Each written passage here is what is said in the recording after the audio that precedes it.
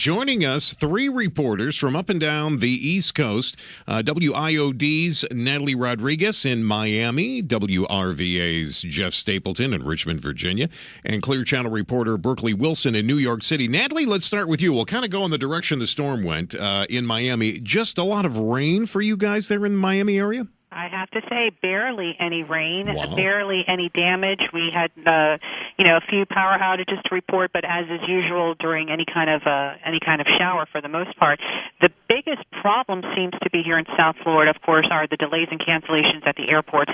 The ports having closed down because of Irene. We're still reeling the effects. The airports are packed. We're still hearing about delays and cancellations this morning, as is to be expected with Irene. I must say, this is one of the few storms where we've actually been spared, being that it was so hyped to begin with, expected to be a Category 4 at some places. We started out being a direct hit for the storm, and it obviously, luckily for us, it didn't turn out to be that way. We did have two fatalities in the state in the northern portion of Florida, one in Flagler County and one in Volusia County, two surfers who, just wanted to make the best of Irene, and unfortunately Mother Nature took a toll on them. We had a 55-year-old surfer in New Smyrna Beach and a 55-year-old surfer, like I said, in Flagler County. Other than that, Florida, luckily, another dodging of a bullet here. Dodging a bullet. All right, Natalie, thank you so much. Let's go to Richmond, Virginia right now. WRVA, our sister station there, Jeff Stapleton joining us. Jeff, Virginia not so lucky. Yeah, we got a lot of rain, a lot of wind here, even in Richmond, which is 90 miles inland. We had a reporter in Hampton Roads. Ironically, Hampton Roads, of course, right on the ocean there with Virginia Beach, Norfolk, and a few other cities. He was there, and they didn't really have the brunt of the storm as we did here 90 miles inland. We had a lot of wind, a lot of trees down in our area, a lot of people with power outages.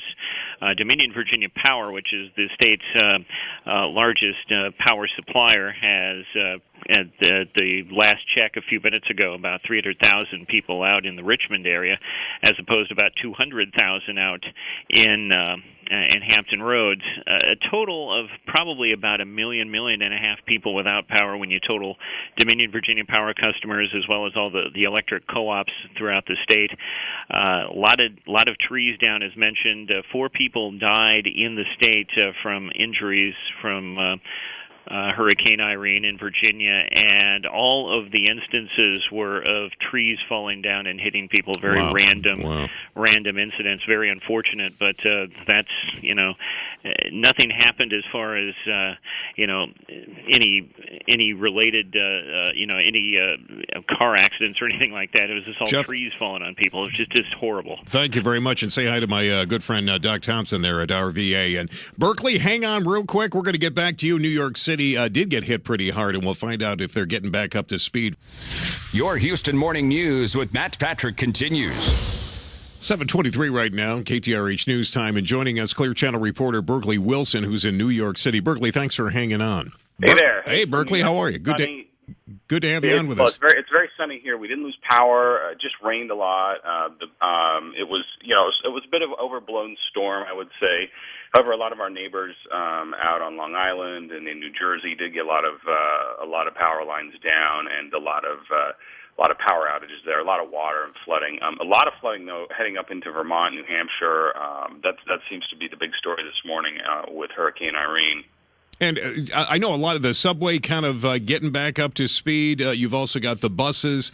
I heard that taxis are probably the best way to get around New York City today. Yeah, if you want to get ripped off, get in a taxi. I wouldn't get in a taxi. It's like, they're ripping everybody off. Is that right?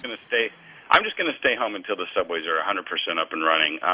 It's just going to be a disaster. And a lot of the commuter trains that go out to Long Island and New Jersey and upstate New York are not running. But the subways will get back up to somewhat normal status today. I don't think they will be. Are the tunnels open?